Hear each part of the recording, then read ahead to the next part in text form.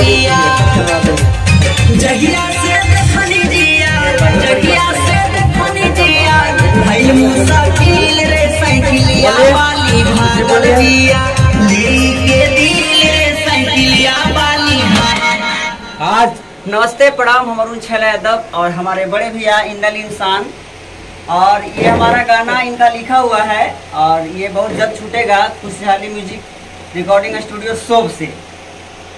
ये इंदल भैया का मैटर है, हमारे राइटर जी हैं, इन्होंने मैटर बनाए हैं, संगीत यही करते हैं। और हमारे बड़े भैया संजय सानू जी, ये भी एक अच्छे कलाकार हैं। सबको यह से दोनों हाथ जोड़ के प्रणाम। आज बहुत खुशी की बात है कि मोबाइल रख के प्रणाम कीजिए।